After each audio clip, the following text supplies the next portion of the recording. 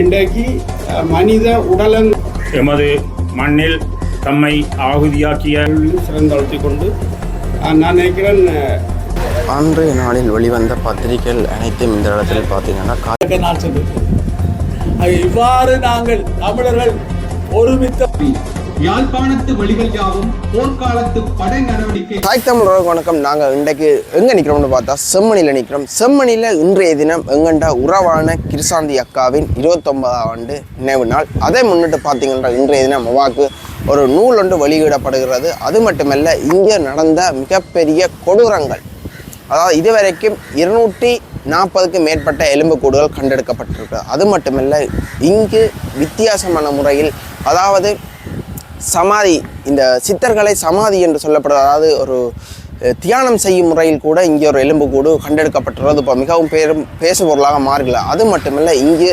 மிகவும் துயரத்தின் மேல் துயரமாக சிறுவரின் உடலங்களும் கண்டெடுக்கப்பட்டு கொண்டிருக்கணும். அந்த வகையில் பார்த்தா இன்றைய தினம் இந்த கிருசாந்தி அக்காவின் 29ஆம் நினைவு நாள். அதை முன்னிட்டு தான் காணொலி பதிவேற்ற போகிறோம். யாரும் சேனலுக்கு புதுசாக வந்தால் மறக்காமல் சப்ஸ்கிரைப் பண்ணுங்க. நீங்கள் சப்ஸ்கிரைப் பண்ணால் தான் காணொலி அடிக்கடி உங்களுக்கு வந்துருக்கும். நாங்கள் போடுறத மறக்காம சேனலை ஃபாலோ பண்ணுங்க, உங்களோட உறவுகளுக்கு ஷேர் பண்ணுங்க, காணொலி தொடர்ந்து பார்ப்போம்.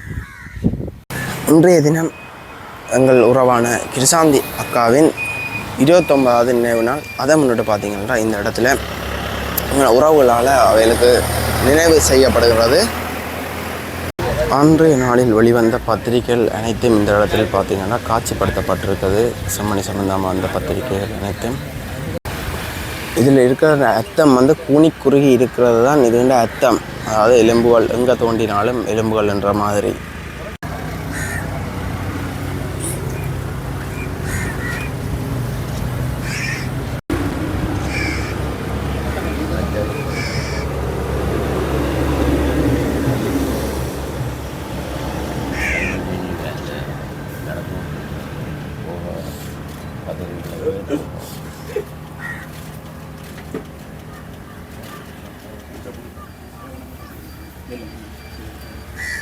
எமது மண்ணில் தம்மை ஆகுதியாக்கிய அனைத்து உள்ளங்களுக்கும்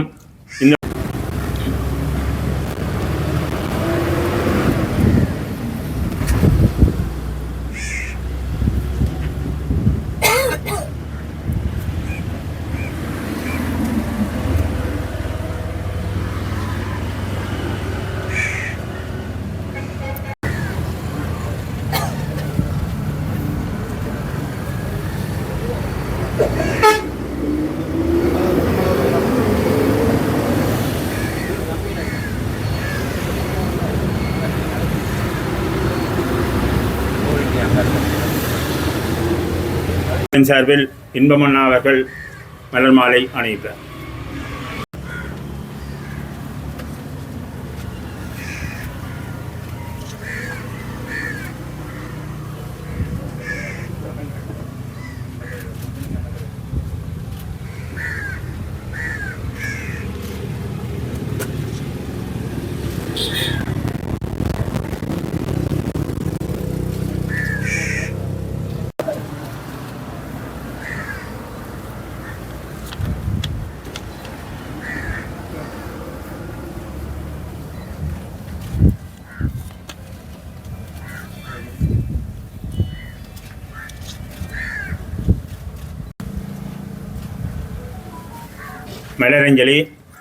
மலரஞ்சலியினை காணாமலாக்கப்பட்டோர் அமைப்பின் சார்பில்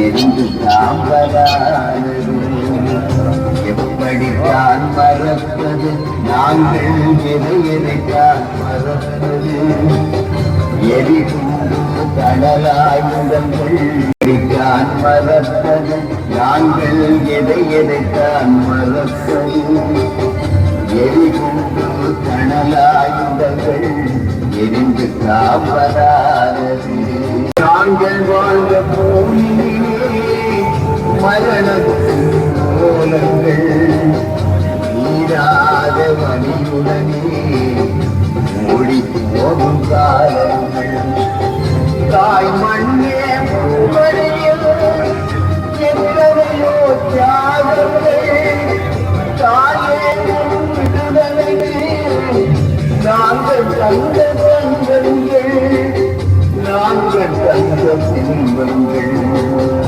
எப்படித்தான் மன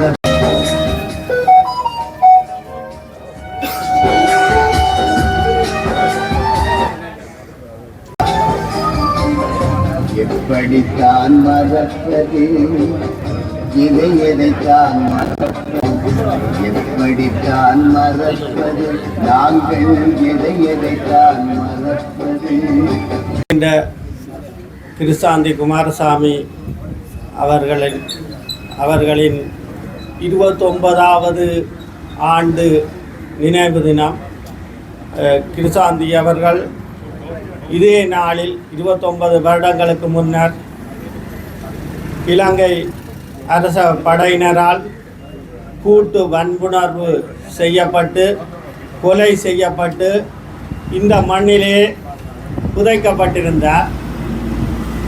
இந்த மண்ணிலே புதைக்கப்பட்டிருந்த 29வது ஆண்டு நினைவு கூற ஏற்பாடு செய்திருந்த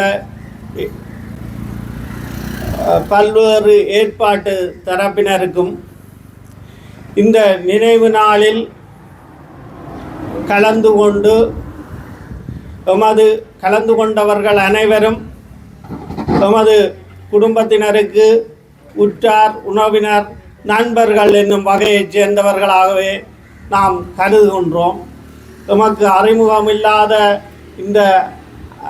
அறிமுகம் இல்லாதவர்களாக இருந்தும் இந்த நினைவு நிகழ்வில் கலந்து கொண்டமையினால் நாம் அவர்களை எமது உறவினர்கள் என்று கருதி கொள்வோம். அவர்களுக்கு எனது நன்றி உணர்வு மிக்க காலை வணக்கத்தினை தெரிவித்துக் கொள்கிறேன். காந்தி அவர்கள் மிகச்சிறந்த மாணவியாக சுண்டுக்குழி மகளிர் கல்லூரியிலே அந்த நாளிலே 8 பாடங்களில் இருந்த நேரத்தில் 7 பாடங்களில் விசேட சித்தி டிஸ்டிங்ஷன் சித்தியை பெற்றுக்கொண்ட ஒரு சிறந்த மாணவி.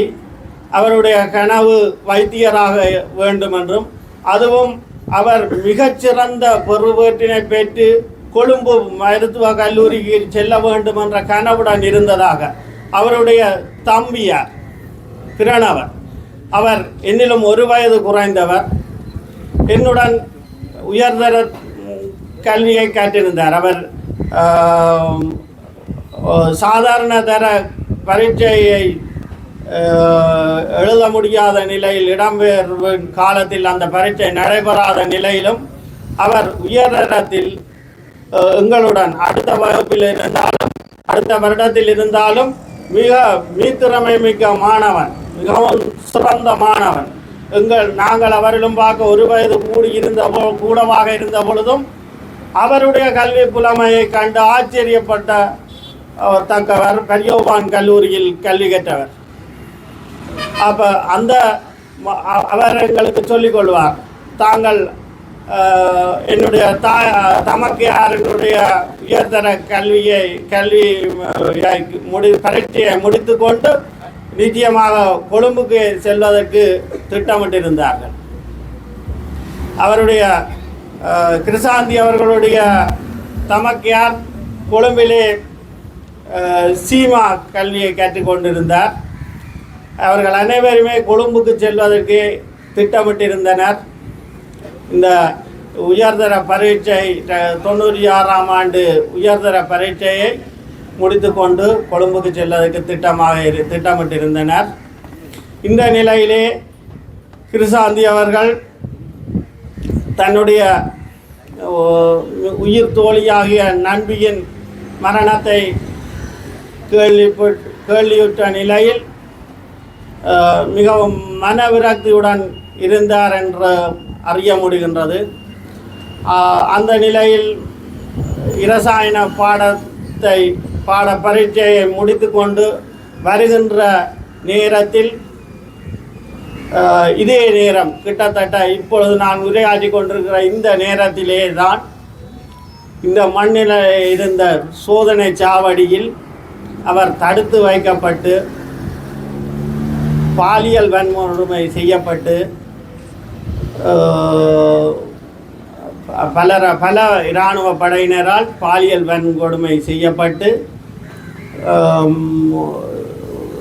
இறப்பின் பின்னர் அவர் புதைக்கப்பட்டிருந்ததாக சாட்சியங்களின் மூலம் அறிய தரப்பட்டிருந்தது. இந்த நிலைமையில் அவரை தேடிச் சென்ற, அதாவது பாடசாலை மாணவன் பாதுகாப்புக்கு அச்சுறுத்தல் இல்லை, பாடசாலையின் பிரதி அதிபர் மிகவும் கண்ணியமும் கட்டுப்பாடும் மிகுந்த ஒரு அதிபர் தன்னுடைய மகனையும் கூட்டிக் கொண்டு தன்னுடைய மகள் ஏன் இன்னும் காண வரவில்லை என்று இந்த இடத்திலே சோதனை சாவடியில் அவரை அவதானித்த வேறு நபர்களின் கருத்தினை எடுத்துக்கொண்டு இந்த இடத்துக்கு வந்த அவர் எங்கே இருக்கின்றார் என்று வினாவிய வேளையில் அவருடைய பாதுகாப்புக்கு இன்னும் ஒரு நண்பர் ஒருவரையும் கூட்டிக் கொண்டு வந்து இந்த இடத்திலே அவர்களையும் விளைச்சத்தனமாக படுகொலை செய்யப்பட்டு இந்த நினைவு நாள் அவர்களுக்கும் உரிய நினைவு நாள். என்னை பொறுத்தவரையில் எனது நண்பனான பிரணவன் அவர்களின் இழப்பு என்று என்னுடைய உயிருள்ளவரை இது ஞாபகத்திலிருந்து அழியாது. அதே நேரத்தில் கிருசாந்தியின் தமக்கையாராகிய பிரசாந்தி அவர்கள் இந்த விடயத்தில் அதிகளவு தாக்கத்தை சுமந்தவராக, மிகுந்த வலி சுமந்தவராக இந்த நாட்டை வெறுத்து, இந்த அவருடைய கொள்கையின்படி இந்த நாடானது மனிதர்கள் வாழ்வதற்கு ஏற்புடைய நாடு அல்ல என்ற காரணத்தினால் இது தன்னால் மறக்கப்பட வேண்டிய விடயம் என்ற கோட்பாட்டால் இது பற்றி எவருமே இனிமேல் முயற்சிக்க கூடாதென்று எங்களுடன் உரையாடும் பொழுது கருத்து தெரிவித்திருந்தார். இந்த நாட்டை தான் மறக்கப் போகின்றேன், இது மனிதர்கள் வாழ்வதற்குரிய நாடு அல்ல, இந்த உலகத்தில் இது அவ்வாறான ஒரு நாடாகவே கருதப்படும் என்று மிக விரக்தியுடைய நிலையில் அவருடைய வங்கி கணக்கை கூட வந்து பார்ப்பதில்லை. அவ்வளவு தூரம் அவருடைய வீடு இருக்குது, அவருக்கே உரித்தான வீடு கைதடி சந்தியில் இருக்குது. அதை கூட அவர் இந்த படம் கூட எனக்கு போட்டக்கூடாது, அது என்னவா இருந்தாலும் அதை பற்றி கூட என்னோட கதைக்கக்கூடாண்டு அவ்வாறு விரக்தி விட்ட ஒரு ஆளாகவே இருந்து வருகின்றார்.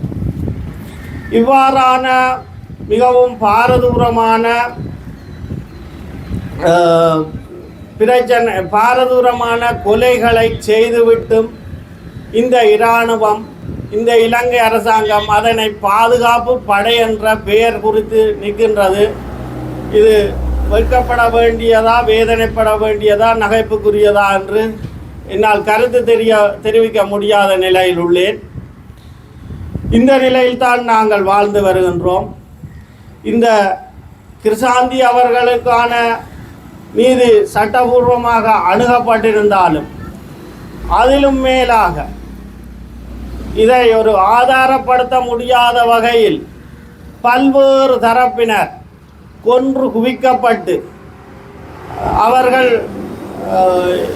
புதைகுழிகளில் கண்டெடுக்கப்பட்டு இப்பொழுதுதான் அது வெளிக்கொணரப்பட்டு வருகின்றது. இந்த நேரத்தில் உணர்வுள்ள உயிருடன் வாழ்கின்ற உணர்வுமிக்க மனிதர்கள் இந்த நிகழ்வை இந்த அவலமான நிலையை உணராமல் வாழ்ந்து கொண்டிருப்பார்களே ஆனால் அவர்கள் எந்த வகையில் எங்களுடன் மனிதர்களாக கருதப்படக்கூடிய தமிழர்களாக கருதப்படக்கூடியவர்களாக வாழ்வார்கள் என்றது இங்கு கேள்விக்குறியாக இருக்கின்றது. எந்த ஒரு மனிதனும் இங்கே பாசப்பிணைப்பால் கட்டுன்ற பல நூறு மக்கள், அதாவது அவர்களுடைய சகோதரங்கள் அயற்குடும்பத்தினர் காணாமல் போயுள்ளார்கள். ஆனால் அவர்கள்தான் இந்த புதைகுழியில் பிழைக்கப்பட்டவர்களா என்ற ஆதாரப்படுத்துகிற நிலைமையில் சில மிகவும் அல்லலுறுட்டு வருகின்றனர். இந்த விடயங்கள் சர்வதேச ரீதியில் முன்கொணரப்பட வேண்டிய விடயங்களாகவே இருந்து வருகின்றன. நினைவேந்தலாக மட்டும்தான் நாங்கள் நடத்தி வந்தோம். இந்த வருடம் இதை நினைவேந்தல் நிகழ்ச்சியாக நடத்த வேண்டிய கடப்பாட்டில் நாங்கள் வந்திருக்கின்றோம். ஏனென்றால் கிரிஷாந்தியினுடைய படுகொலையுடன் 11 இராணுவ அதிகாரி குற்றஞ்சாட்டப்பட்டு 2 மரணித்தார்கள், 1 தப்பியோடினார், 2 பொது மன்னிப்பு என்ற அடிப்படையில் 6 பேருக்கு மட்டும்தான் அந்த மரணனை வழங்கப்பட்டது அக்பார் நீதிமன்றத்திற்கு முன்னால். ஆனால் உண்மையான பல சாட்சியங்கள் இருக்கின்றன. சில பேர் மரணித்து விட்டார்கள், சில பேர் தங்களுடைய சுயநினைவை இழந்து நிற்கின்றார்கள் என்ற அடிப்படையில் இவை அனைத்தையும் நாங்கள் ஆவணப்படுத்த வேண்டிய தேவை என் முன்னால் இருந்தது. அதன் அடிப்படையில் தான் இந்த சாட்சியங்களையும் ஊடகவியலாளையும் மையமாக கொண்டு இதனை ஆவணப்படுத்துவதற்காக முதல் கட்டமாக இந்த வருடம் இதனை நாங்கள் ஒரு நினைவேந்தல் நிகழ்ச்சியாக ஆரம்பித்து இருக்கின்றோம். அடுத்து வரும் ஆண்டுகளில் அதனை ஒரு ஆவணமாக இதில் வெளியிடுவோம். அவ்வாறான பல சாட்சியங்கள் இருக்கின்றன. வெளிப்படுத்தப்படாத ஒரு சில சாட்சிகளை நான் இங்கே கூற விரும்புகிறேன். முதலாவது சாட்சியாக இந்த கிரிஷாந்தியினுடைய படுகொலையின் பிரதான முதன்மை சாட்சியான ஆறுமுகநாதன் புவனேஸ்வரி அவர்கள் இந்த மனித புதைகுழியிலே 7ஆம் தேதி காலை கிரிஷாந்தியுடைய நண்பி ஞானந்தி இராணுவ வாகனத்தினால் அடித்து படுகொலை செய்யப்பட்ட பின்னர் அதனை படுகொலை அல்லாது அதனை ஒரு விபத்தாக கருதி அதற்கு தீர்ப்பு வழங்கி அது சாதாரண நிகழ்வாக முடிவடைந்து விட்டது. அதனுடைய தொடர்ச்சியாகத்தான் கிரிஷாந்தியினுடைய நண்பி அதே 7ஆம் தேதி காலை 8 மணி அளவில் புங்கங்குளம் சந்தியில் வைத்து ஞானந்தி இராணுவ வாகனத்தினால் அடித்து படுகொலை செய்யப்படுகின்றார். மதியம் 12:30 மணிக்கு இதில் கிரிஷாந்தி தடுத்து நிறுத்தப்படுகின்றார். கிரிஷாந்தியை தடுத்து நிறுத்துமாறு ஒரு சில பெண்களுடைய பெயர்களை குறிப்பிட்டு சோமரட்ன ராஜபக்சவிடம் ஒரு துண்டு வழங்கப்பட்டதாக சோமரட்ன ராஜபக்ச சென்ற கிழமை தன்னுடைய செய்தியை ஊடகங்களுக்கு வழங்கி இருக்கின்றார். அத்துடன் குறிப்பாக குமாரசாமி ராசம்மா அவர்களும் 2:30 மணியளவில் குறித்த 2வது சோதனை சாவடிக்கு வருகிறது மீண்டும் இங்கே இருந்து ஞானந்தியினுடைய வீட்டுக்கு சென்று அங்கு கிரிஷாந்தி வந்ததாக விசாரித்து மீண்டும் வந்து 1வது சோதனை சாவடியில் மீண்டும் அங்கு விசாரித்து அங்கு வைத்து கைது செய்யப்படுகின்றார். இந்த நிகழ்வை கண்கண்ட சாட்சியமான கைதடியைச் சேர்ந்த கணநாதன் இறந்து விட்டார். சாட்சியம் மறைக்கப்பட்டு விட்டது, மறந்து விட்டது. எனவே நாங்கள் ஒரு முடிவை எடுத்தோம். இன்னும் பல சாட்சியங்கள் உயிருடன் இருக்கிறார்கள். கிரிஷாந்தியை மட்டுமல்ல, செம்மணி படுகொலையுடன் தொடர்பட்ட பல கண்கண்ட சாட்சியங்கள் அந்த சித்திரவதைகளை அனுபவித்து இறுதி பலாலி யாழ்ப்பாணம் 512வது பிரிகேட்டினுடைய தலைமைச் செயலகம் 53வது படையணி அதனை விட இராணுவ காவலர்கள் இருந்த அனைத்து பகுதியிலும் இருந்த மக்கள் சாட்சியங்கள் வழங்க தயாராக இருக்கின்றார்கள். அவர்கள் உள்ளக சாட்சிகளை வழங்க தயாராக இல்லை. அதுவும் குறிப்பாக இந்த ஏனையின் வீதிக்கும் அங்கே இருக்கின்ற கொட்டுக்கிணத்துக்கும் இடைப்பட்ட இந்த வயல் பரப்பிலே முற்றுமுழுதாக சூனிய பகுதியாக இருந்து இந்த நிலத்திலே பல உடல்கள் அடக்கம் செய்யப்பட்டு சித்திரவதைப்படுத்தப்பட்டு படுகொலை செய்யப்பட்டவர்கள் இங்கே புதைக்கப்பட்டன. சோமரட்ன ராஜபக்ச ஜூலை மாதம் நீதிமன்றத்தில் தன்னுடைய சாட்சியை கூறி சில வாரங்கள் இந்த பாதை முற்றுமுழுதாக நிறுத்தப்பட்டு அதிநவீன ஒளி வீச்சு இயந்திரங்களை பயன்படுத்தி கனகர வாகனங்களை பயன்படுத்தி இங்கே அகழ்வு செய்து அந்த எண்புகளை எடுத்து எரித்ததாக இந்த பகுதியினுடைய வசிக்கின்ற மக்கள், கண்கண்ட மக்கள் சாட்சி சொல்ல தயாராக இருக்கின்றார்கள். இவ்வாறு பல சாட்சியங்கள் இருக்கின்றன. மணியந்தோட்டம் மனித புதைகுழியினுடைய சாட்சிகளும் மிகவும் தெளிவாக இருக்கின்றன. அந்த இடத்தை அடையாளம் காட்டக்கூடிய சாட்சியங்களும் தற்பொழுது கிடைத்திருக்கின்றது. இலங்கை இராணுவத்தினுடைய இராணுவ தளபதியாக இருந்த முக்கிய இராணுவ தளபதியாக ஓய்வு பெற்று பின்னர் தூதுவராக பணியாற்றிய ஒரு இராணுவ தளபதியும் புங்கங்குளம் இராணுவ முகாமுக்கு 53வது படையணியின் கஜபாகு படையணியினுடைய அரியாலை, நல்லூர், ஜால்நகரனுடைய தளபதியாக கடமையாற்றி இருக்கின்றார் என்பது தற்போது கிடைத்திருக்கின்ற சான்று. இவற்றை எல்லாம் நாங்கள் ஆவணப்படுத்த வேண்டும். அதற்காகத்தான் இன்று இந்த நிகழ்வை நாங்கள் ஒழுங்கமைத்திருக்கின்றோம். ஆவணப்படுத்தி கிருஷாந்தியுடைய படுகொலைக்கு மட்டுமல்ல, செம்மணி படுகொலைக்கு மட்டுமல்ல, இங்கே இழைக்கப்பட்ட அனைத்து படுகொலைக்குமான அது மண்டதீவு வரை அது நீளுகின்றது. மண்டதீவில் கூட 58 பொதுமக்கள் கைது செய்யப்பட்டு அல்லப்பட்டி மண்டதீவு ஊடாக யாழ்ப்பாண கோட்டையை கைப்பற்றுவதற்காக மனிதக்கேடயமாக பயன்படுத்தி இராணுவத்தின் போர் அரங்கின் முற்பகுதியில் மக்களை 3 நாள் உணவில்லாமல் கொண்டு சென்ற சாட்சியமும் இருக்கின்றன. ஆனால் இவையும் இலங்கையினுடைய உள்ளக நீதி பொறிமுறைக்கு சாட்சி வழங்க தயாராக இல்லை. எனவேதான் நாங்கள் ஒரு சர்வதேச நீதி பொறிமுறையை கோருகிறோம். அது கிடைக்கின்ற போது அதற்கான சாட்சிகளை இவர்கள் மறைந்தால் கையளிப்போம் என்று இந்த இடத்தில் கிருஷாந்தி அவர்களுக்கு நான் இதை கூறிக்கொண்டு, நிச்சயமாக இந்த நீதி கிடைக்கின்ற போதுதான் எங்களுடைய கிருஷாந்தி அக்கானுடைய ஆத்மா சாந்தி அடையும் என கூறிக்கொண்டு விடைபெறுகிறேன். நன்றி, வணக்கம்.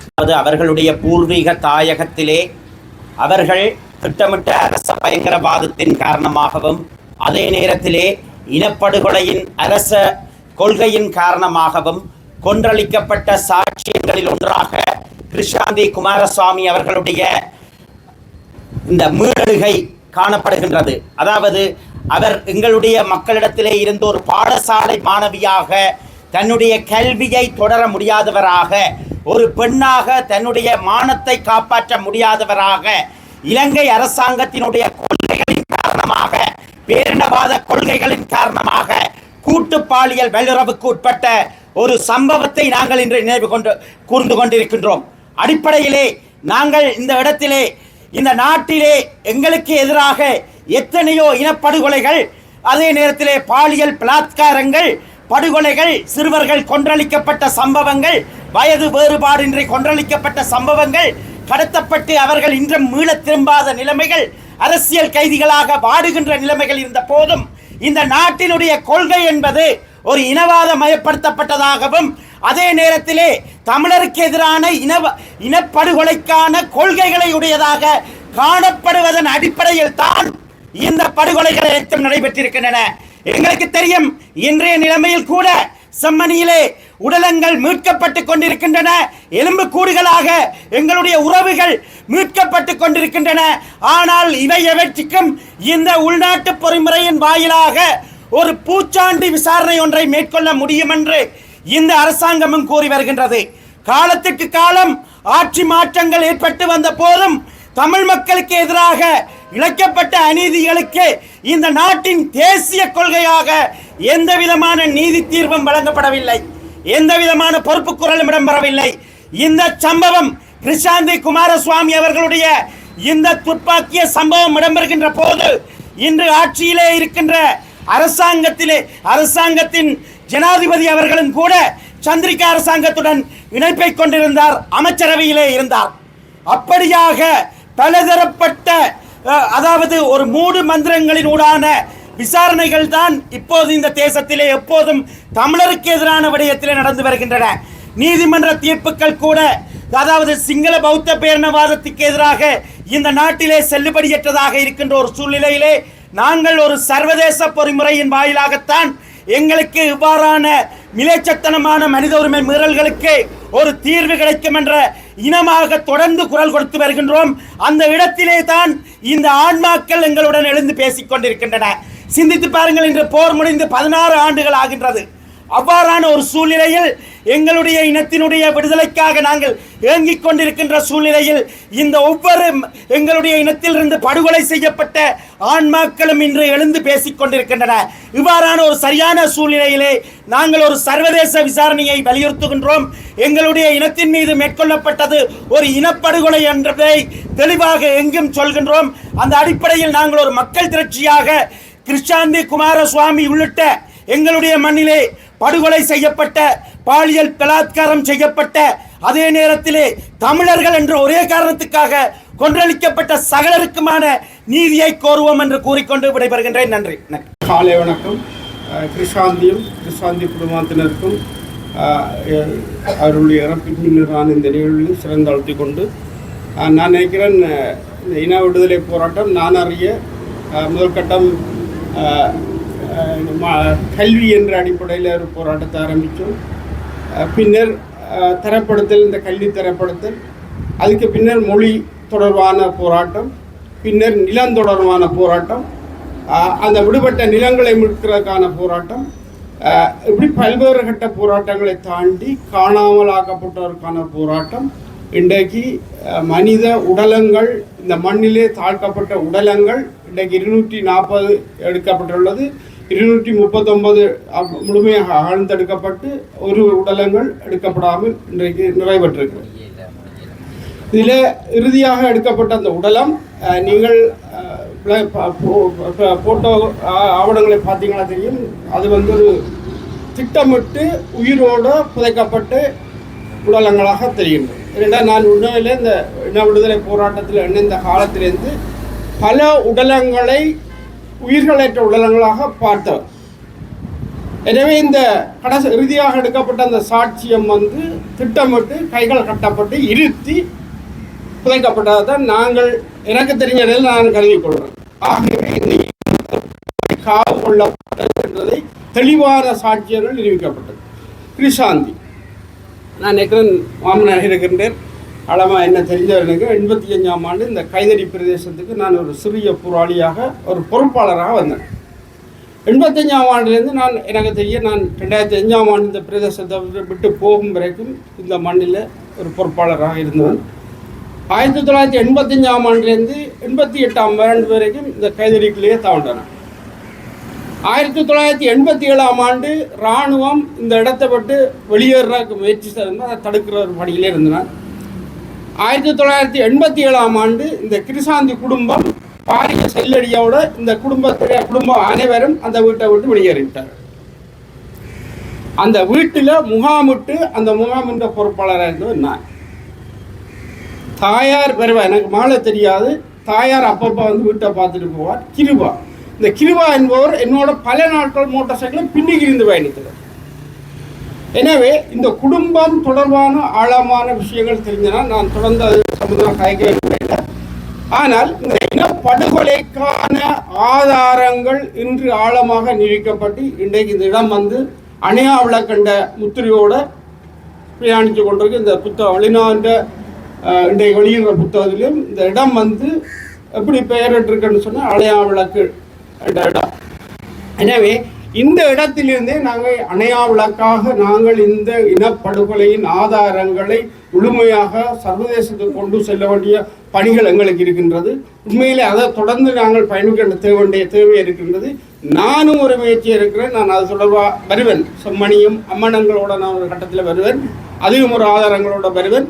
எனவே நாங்கள் இன்றைக்கு இந்த இனப்படுகொலை சார்ந்த விடயங்களை நாங்கள் உலக நாடுகள் ரீதியாக கொண்டு நாங்கள் உலக நாடுகள் என்று சொல்லிக் கொண்டிருக்கிறோம். உலக நாடின் பிரதிநிதி இதில் பூவை போடைக்க நான் ஆவணப்படுத்தினான்.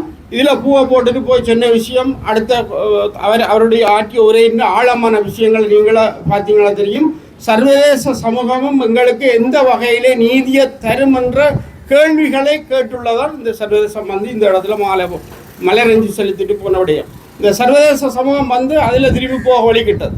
உங்களுக்கு தெரியும், இல்லை பல பேருக்கு தெரியும். அந்த சர்வதேச சமூகத்துக்கு வலிந்து தான் இங்கே கொண்டு வந்தாங்க. அந்த நிமிஷத்துலேருந்து அந்த இடத்துலேருந்து ஓடி வந்த நாங்கள் இதில் கொண்டு வந்தால் நான் அதில் வச்சு கொடுத்தாச்சு. இதில் அவர் போட்டுட்டு போயிட்டு அடுத்த விஷயத்த அங்கே எப்படி ஆற்றினேன்றது ஊடகங்கள் வாயிலாக வந்த விஷயம். எனவே இந்த சர்வதேச சமூகம் எந்த அளவுக்கு இந்த இனத்துக்கு தீர்வை தரும் என்றதை நாங்கள் கேள்விகளாக இன்றைக்கும் வச்சிருக்கத்தான் போகிறோம். இது நாங்கள் எல்லாத்தையும் ஆவணப்படுத்தி கொண்டே கட்டி இப்போ நாங்கள் கையெழுத்தை காத்திருக்கிறோம். 1 லட்சம் மணி 2 லட்சம் இந்த நீங்கள் 1 லட்சத்தை கொடுத்தாலும் சரி 2 லட்சத்தை கொடுத்தாலும் சரி இன்றைக்கு சர்வதேச நாளைக்கு ஆரம்பிக்கின்ற 5ஆம் இதில் இலங்கை மறந்தளிக்க போகுது இல்லைன்னு இப்போ சொல்லிட்டுது. இல்லை, நாங்கள் அதை சர்வதேச விசாரணை போக மாட்டோம், உள்ளக விசாரணையை மட்டும்தான் எங்களுக்குரியன்னு சொல்லியாச்சு. அப்போ நாங்கள் யார்கிட்டையும் நீதியை எதிர்பார்க்க முடியாது. நாங்கள் இப்படி தோண்டி அடுத்த மணியன் தோட்டத்தை தோண்ட வேண்டியது. என்னோட மணியன் தோட்டத்தில் பன்னியிலிருந்து 96ஆம் ஆண்டுக்கு பிறகு வந்த குடும்பங்கள் அனைத்தும் மணியன் தோட்டத்தில் நிறுத்தப்பட்டு 15 நாள் 20 நாள் விசாரணைக்கு பிறந்ததான் இங்கே குடும்பங்கள் உள்ளுக்கு விடப்பட்டது. அப்போ இப்போ நாங்கள் தோன்றது எல்லாமே இது அதான். இப்போ எங்களுக்கு தோன்ற ஆதாரங்கள் எதுவுமே இல்லைங்கள்ட்ட. நான் பலர்கிட்ட பேர் உயர்த்த கேட்டால் ஒருவர்கிட்ட இல்லை. அவர்கிட்ட 5 இருக்கணும், இவர்கிட்ட 10 இருக்கணும். நீங்கள் கொல்லப்பட்டது 600 பேர், காணாமக்கப்பட்டது 600 பேர் சொன்னால் 600 பேர் யார்கிட்ட பட்டியல் இருக்கு, யார்கிட்ட இல்லை. இனியாவது தயவு செய்து தேடுங்க. நீங்கள் கைதறிக்க போனீங்கன்னு சொன்னால் கணிசமான ஆக்கள் காணாமக்கப்பட்டிருக்கீங்க. எங்களோட பயணித்த பல பேர் இல்லை. ஆகவே இந்த ஆதாரங்கள், இந்த ஆவணங்கள், இந்த பேர் பட்டியல்கள் எவருடையும் முழுமையாக இல்லை. தயவு செய்து இதில் கரிசனை கொண்டு செயற்படுறவர்கள் இதை ஆதாரமாக தேடிக்கொள்ள வேண்டும் என்று கேட்டுக்கொண்டு வாய்ப்புக்கு நன்றி கொள்கிறேன். நன்றி, வணக்கம். அவருடைய தாயார், அவருடைய தம்பியார், அயல் வீட்டுக்காரர் உட்பட கொன்று புதைக்கப்பட்டு 29 ஆண்டுகள் கடந்த நிலைமையிலும் நாங்கள் அந்த நினைவேந்தலை அனுஷ்டித்து கொண்டிருக்கின்றோம். வருடம் இந்த இடத்திலே நாங்கள் அனுஷ்டித்து கொண்டிருக்கின்றோம். அதே போல் அது இன்றைக்கு செம்மணி என்பது மிகப்பெரிய அளவிலே ஏறக்குறைய 240 மனித எலும்புக்கூடுகள் கண்டுபிடிக்கப்பட்டதனால் இன்னமும் பிரபலமாகி செம்மணியை நினைவூட்டி கொண்டிருக்கிறது. ஆகவே இந்த தமிழ்நாட்டு படுகொலையினுடைய வரலாறு நீண்டு கொண்டு செல்கிறது.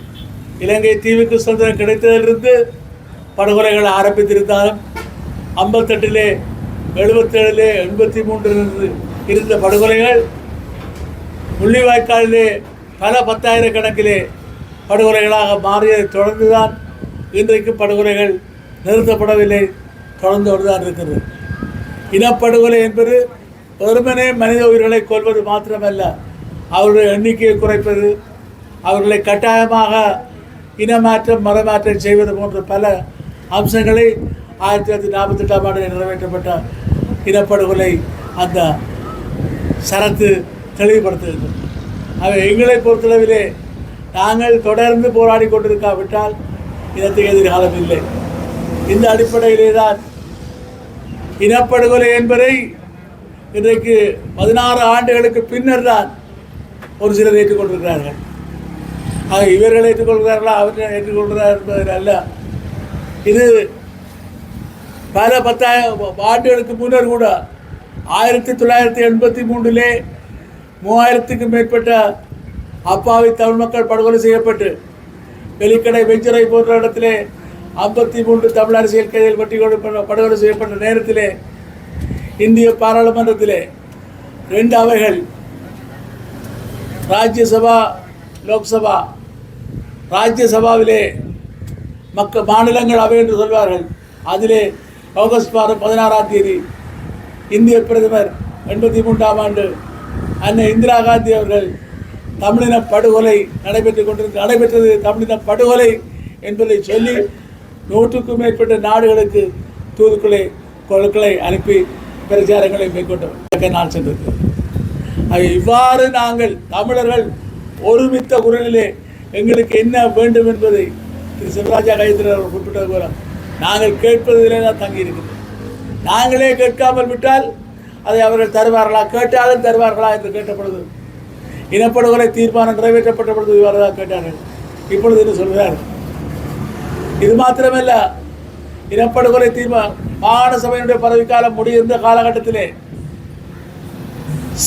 உட்பட பலரும், ஏன் நான் அப்பொழுது இருந்த டெலோ இயக்கத்தினுடைய தலைவர் செல்வ வடக்கலான் உட்பட நின்ற பொழுது நாங்கள் கொஞ்சம் பேர், திரு கஜேந்திரகுமார் பொன்னம்பலம், செல்வராஜா கஜேந்திரன், அனந்தி சசர் போன்ற நாங்கள் நின்று ஒரு உள்நாட்டு விசாரணை ஒருபோதும் இலங்கையிலே சரியாக நடக்காது, இது மோசடி என்பதை 10 ஆண்டுகளுக்கு முன்னால் சொன்னோம். இப்பொழுது என்ன நடந்திருக்கிறது? இப்பொழுது அவர்கள் தயாராக இல்லை. ஆக இவ்வாறான சூழ்நிலைகளிலே நாங்கள் கேட்டு பிரயோஜனம் இல்லை என்றதல்ல, நாங்கள் தொடர்ந்து போராட வேண்டும். இந்த இனப்படுகொலைக்காக 1 லட்சத்துக்கும் மேற்பட்ட அப்பாவி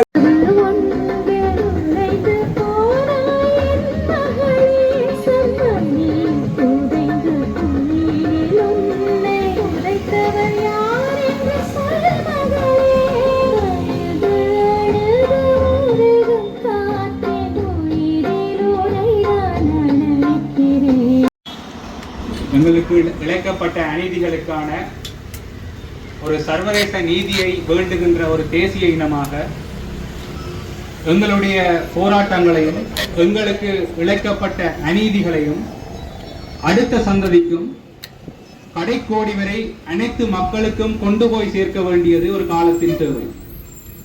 ஒரு 3 தசாப்த காலங்களாக எங்கள் மீது கட்டமைக்கப்பட்டு இழைக்கப்படுகின்ற அநீதிகள் தமிழ் தேசத்திற்கு எதிராக, தமிழ் மக்களுக்கு எதிராக நடைபெறுகின்ற அநீதிகளுக்கான சர்வதேச நீதிக்காக பயணித்துக் கொண்டிருக்கின்றோம்.